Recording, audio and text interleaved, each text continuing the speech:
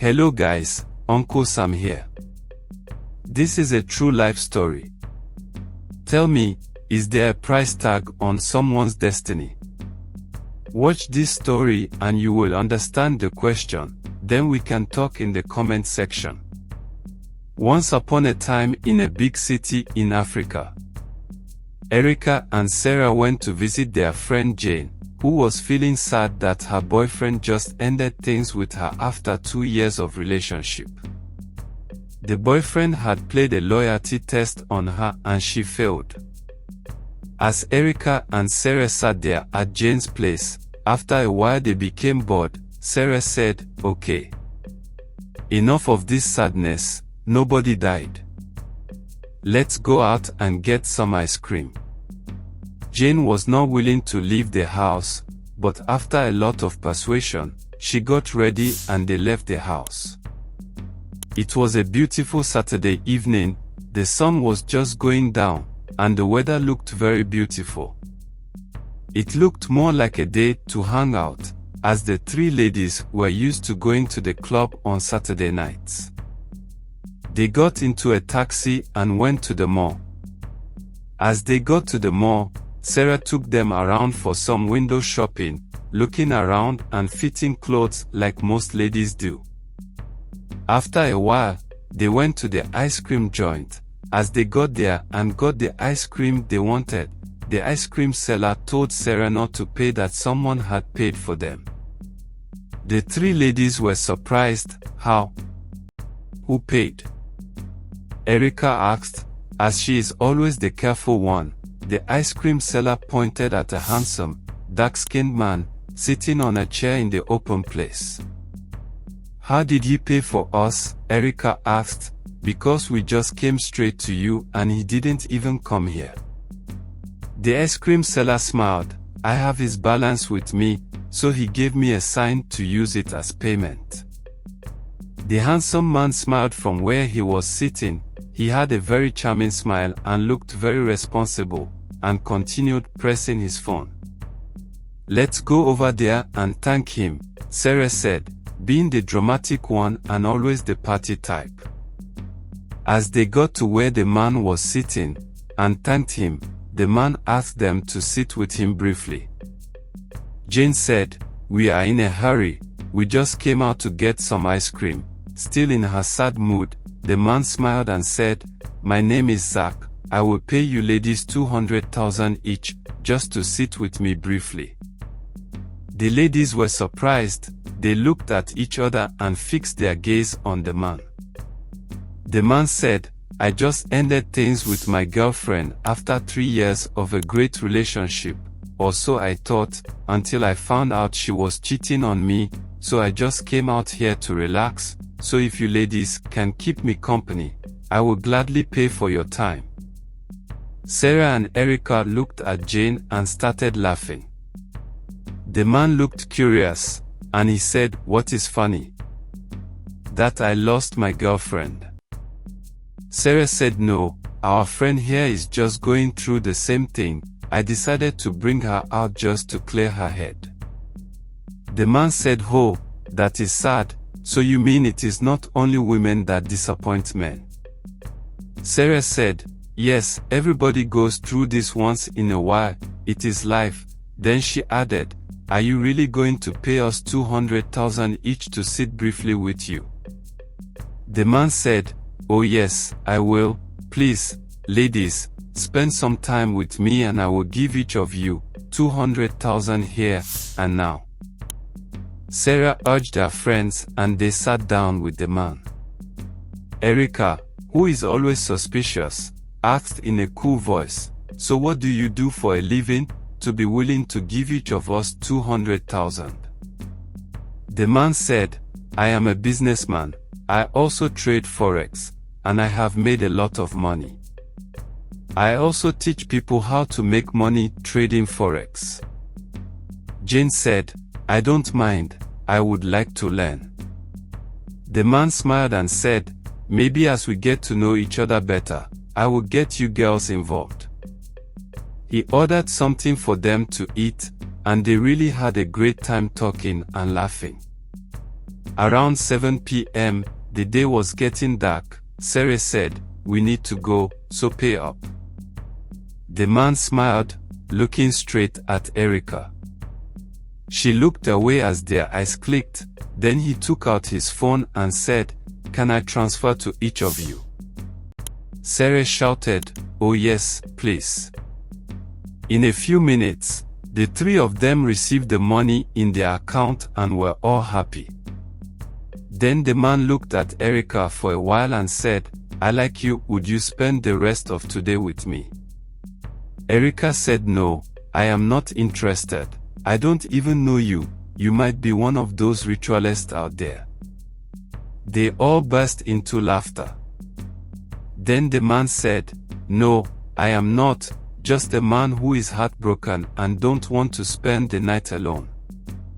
But if you say yes, I will take you shopping, get you anything you want, and I will give you extra 800,000 to make your own money, 1 million. Erika looked surprised. Sarah shouted, "Go girl. You need this. You know you don't go out a lot." Jane added, "Say yes. You need this. Among the three of us, you are the one who have not been in a relationship for a while, so go." Erika sat there quiet, a lot going through her mind. The man kept his gaze on her, with his charming smile that could melt any lady's heart, and his soft-spoken voice, saying, "Give me a chance." After a while, Erika agreed. The man said, "Great. Here is an extra 300,000. I will send you the rest when I drop you off anywhere you want." He immediately transferred 300,000 to her. They were all excited, and they all left together. Sarah left with Jane, and Erika followed the man, Mr. Zack. It was a night filled with excitement. Zack took Erika to the best shopping mall, bought her the latest iPhone and clothes and everything she asked for and would need as a lady. From there they went to the club, and had a great time. Erika was so happy she felt like a queen, the way Zack treated her. Around 2 a.m., they finally went to Zack's place. As they got there, it was a nice apartment. As they entered the apartment, there were two men in one side of the lounge playing pool and smoking. They looked cool, but Erika didn't see any lady around them or anyone else in the house. As they sat in the living room, Erika knew something was wrong. She leaned close to Zack and asked, "Who are these guys?" Zack smiled and whispered into her ears, "They are my friends. They came into the country to spend some time with me. They will be leaving tomorrow." "Are they alone? What of their girlfriends?" Erika asked, feeling a bit uncomfortable. Zack said, "No girls, just the two of them. Don't worry, they don't bite." He smiled and stood up, went over to the guys, as Erika sat there looking around. Erika, being a very careful lady, looked around the house and found no pictures of Zack or any of his friends, nothing showing that the house belongs to Zack or any family member. She became uncomfortable. She said to herself, "God, how did I fall for this?" As she sat there, Zack came back with a glass of wine and said to her, "Can I show you the room?" Erika said, "Okay." Zack led the way and Erika followed him behind. She asked him, "Whose house is this?" Zack said, "It is a rented apartment. You don't expect me to take you to my house, do you? We just met. It's one step at a time." Erika's heart dropped. She knew she was in danger. As Zack led her to the room, was a bathroom inside the room. He told her, "Take a bath, I will join you later," and he closed the door as he left. Erika was scared. She didn't know what to do. She took out her phone to call her friends, but the battery was dead. Her mind was racing all over the place. She said to herself, "I have always been careful. How did I get myself into this? Are these three guys going to take turns on me?" She opened the door and looked. There was no way to pass and leave the house without being seen. She saw Zack and his friends drinking, smoking and laughing as loud as they could while playing pool. Erika went back into the room and took her bath. She laid down on the bed and couldn't sleep. After 2 hours of waiting, she fell asleep. Around 4 a.m. in the morning, the door suddenly opened and Zack came in. He laid next to her on the bed and took off her clothes. Erika was scared but didn't move. He used his finger on her as long as he could. When he was done, he brought out a black piece of cloth. It looked dirty and smelling. It looked like something that had some charm on it. As he wanted to use it to wipe her, Erika shouted, "What are you doing? I can wipe myself. Why do you want to use that dirty piece of cloth on me?" Zack said in a low voice, "Calm down. Have I not given you everything you wanted? This is what I want in return." Erika shouted, "No. I won't allow you to use that fetish cloth on me." The door opened. Zack's friends came in. They said to Erika, "Listen, young lady, if you don't allow him wipe you with that cloth, it will be worse, so let him do what he wants, and you can go peacefully." Erika was scared. If she refused, they might kill her. It is 3 against 1, so she laid down and closed her eye. Zack wiped her with the cloth. He transferred her balance of 500,000. Zack took her to Jane's place and dropped her 2 streets away from Jane's street. The time was around 5 a.m. As Erika got to Jane's place, she explained everything that happened and how scared she was that they might kill her. Her friends tried to console her, telling her to look at the bright side. All the gifts she received, a brand new latest iPhone, clothes, shoes, bags, and 1 million. But Erika knew something bad had happened to her. At first she thought she would die, and from the next day, they did all they could to locate Zack and his friends, but they had no clue where Erika was taken to, and how to locate where they went. They tried to see if they could get Zack through the account he used to transfer money to them, but all they did failed. Few days later, Erika's life turned upside down. She was sacked from work for no reason. Her uncle, who has been helping her with money, supporting her since she lost her father, died mysteriously. Everything turned against Erika. One morning, she decided to go and seek spiritual help.